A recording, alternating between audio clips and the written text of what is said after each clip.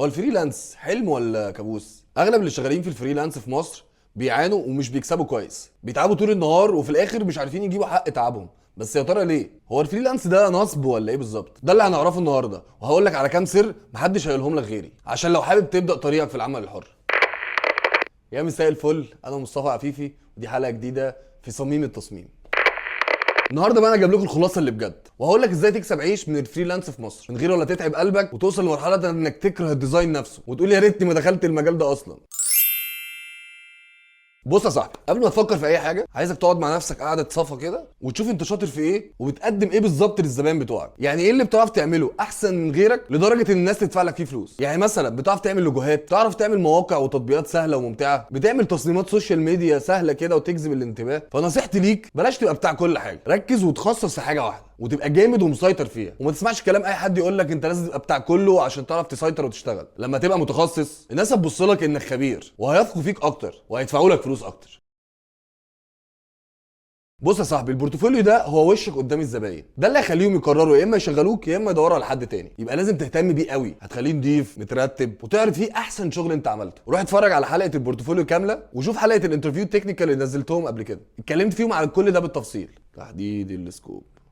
بص بقى، اهم حاجه عشان ما تتعبش قلبك قبل ما تتكلم في اي وقت او فلوس مع الكلاينت، لازم تحدد السكوب بتاع المشروع كويس قوي. طب ايه السكوب ده؟ السكوب ده بيتكتب فيه كل الفيتشرز وكل الصفحات اللي انت هتشتغل عليها، ولازم تاخد موافقه الكلاينت عليه قبل ما تبداوا شغل علشان ما يجيش في النص ويطلب منك حاجات زياده. عشان لو طلب حاجات زياده هتقول له لا ده بره السكوب اللي اتفقنا عليه. والحاجات الزياده دي هنحتاج نقدر الوقت والفلوس بتاعتها من اول وجديد. خليك واضح وصريح من الاول عشان اللي اوله شرط اخره نور. التسعير ده اصعب حاجه في الفريلانس، وغالبا دي اكتر حاجه الناس بتتلخبط فيها وبتخليها تكره الشغلانه. مهم قوي انك ما تقللش من قيمه شغلك عشان ما تخسرش، بس في نفس الوقت ما تطلبش ارقام مبالغ فيها علشان الزبائن ما يهربوش. بس انا اقول لك على حاجه اهم، ما تخافش تطلب سعر عالي لو شغلك يستاهل بجد، عشان ساعتها العميل هيدفع. ولو معهوش فلوس او اعترض او حتى فاصل معاك يبقى مش هو ده العميل المناسب ليك، وربنا هيعوضك بعميل احسن. فارجوك ما تخليش الفلوس هي اللي تحركك، خلي شغلك هو اللي يتكلم عنك. وقبل ما تحط اي رقم لازم تحسبها كويس وبالراحه كده. انا هقول لك تحسبها ازاي بالظبط. اول حاجه هتشوف المشروع هياخد منك كام ساعه شغل.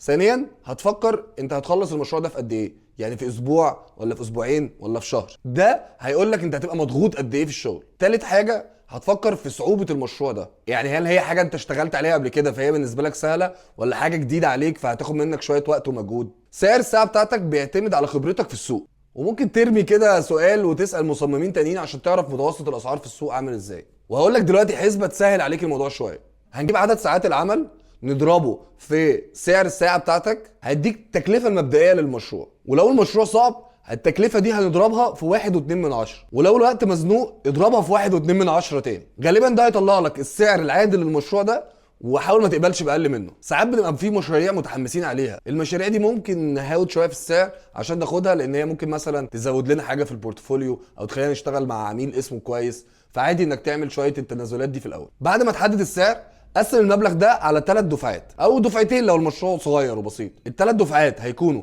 30% في البدايه، 30% بعد اول مرحله تسليم، و40% في اخر المشروع. وممكن تمشيها 50-50 لو العميل عندك بينه وبينه ثقه او قريب منك. نقطه مهمه قوي بقى، لما تبعت عرض السعر خليك ناصح وعرف العميل بتاعك ان السعر ده متاح لمده اسبوعين بس، وممكن بعدها يتغير. زي مطاعم الاكل كده لما تقول لك العرض ده متاح لفتره محدوده، عشان في ناس كتير قوي بتاخد العرض بتاعك وبتروح تلف وتدور على اسعار اقل. طبعا هتلاقيه غاب وجالك بعد 200 سنه يقول لك باشا انا موافق على العرض بتاعك يلا نشتغل. هتقول له لا يا باشا الاسعار زادت عشان انت بقالك 200 سنه والسعر ده اتغير. وده هيديله احساس انه لازم ياخد قرار معاك دلوقتي عشان في احتمال ان السعر يتغير في المستقبل. انا عاده بقسم شغلي على 3 او 4 مراحل، ده على حسب طبيعه المشروع طبعا. ده مهم في ايه بقى؟ عشان ما تشتغلش على المشروع كله مره واحده ويطلع عينك فيه وفي الاخر الكلاينت يقول لك لا لا يا باشا مش عاجبني عيده من الاول. فمثلا لو بروجكت يو اي، فالمرحله الاولى بتكون تسليم الصفحه الرئيسيه. هتعمل مع الكلاينت ميتنج توريه كل الصفحه الرئيسيه كامله وتقريبا جاهزه، ومهم قوي هتديله يومين يقول لك فيهم كل التعديلات. المرحله الثانيه بقى هتشتغل على التعديلات اللي قال لك عليها في الهوم بيج، زائد شويه صفحات تانية زياده. يقول لك كل التعديلات برضه في خلال يومين وترجع تشتغل عليهم، وصفحات تانية وهكذا وهكذا لحد نهايه المشروع. وفي اخر مرحله بيقول لي التعديلات النهائيه على البروجكت في خلال يومين، وباخد التعديلات دي اشتغل عليها وابقى انا كده سلمت المشروع. موضوع اليومين ده مهم في ايه؟ انه هيحدد لك وقت تخلص فيه التعديلات عشان ما نفتحش في دوامه تعديلات لا نهائيه تفضل شغاله لحد ما الايام تقوم. اهم حاجه وانت بتحط التايم لاين بتاع البروجكت تبقى مقدر لنفسك كده شويه وقت براح، ما تخليش الدنيا مزنوقه في بعض، عشان غالبا هيطلع لك حاجات انت ما كنتش عامل حسابك عليها. فبدل ما تقول للزبون وقت قليل وما تعرفش تلتزم بيه، الاحسن انك تحط وقت وتلتزم بيه عشان ما تخسرش ثقته فيك وما يبقاش شكلك وحش قدامه.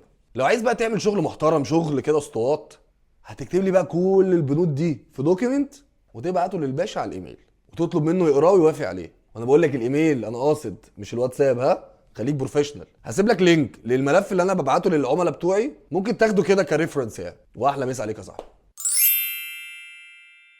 بص يا صاحبي، فتح مخك كده وطقطق ودانك واسمع مني الكلمتين دول لعصاره الخبره بتاعتي. اوعى توافق على مشروع انت مش عارف اوله من اخره.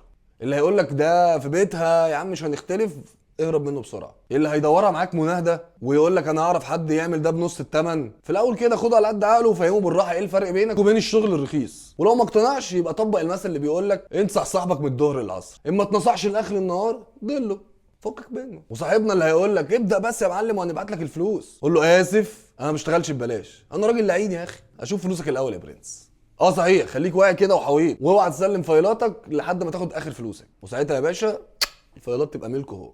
وقد احذر من انذر. الاحترام يا ابني فوق كل اعتبار. اوعى تشتغل مع حد مش واثق فيك او مش بيحترم شغلك. لازم يكون في ثقه واحترام متبادل. وجو بقى الناس اللي هتبعت لك 24 ساعه في ال 24 ساعه وتكلمك ويقعد يطلب منك حاجات مفاجاه في اي وقت وفي كل وقت، دول لازم تحط لهم حد ارجوك وتفهمهم ان احنا مش شغالين في طوارئ الدمرداش يعني. هنا تحط لنفسك عدد ساعات للعمل هو هيبعت لك في الساعات دي وانت هتبقى متاح للرد فيهم.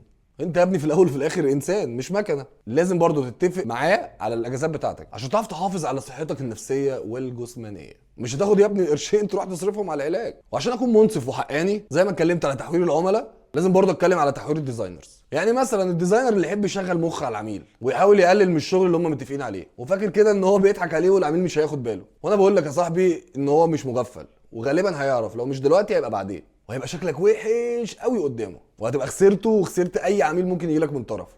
لو طلب منك تعديلات في السياق بتاع السكوب بتاع المشروع ده حقه ولازم تديهوله، ولو طلب حاجه بره السكوب حقك برضه انك تطلب فيها فلوس اكتر. خليك بجد امين وصادق مع كل العملاء بتوعك عشان سمعتك اهم حاجه في الدنيا. لو سمعتك حلوه وكويسه الشغل هيجيلك لحد عندك وانت باشا كده من غير ما تدور.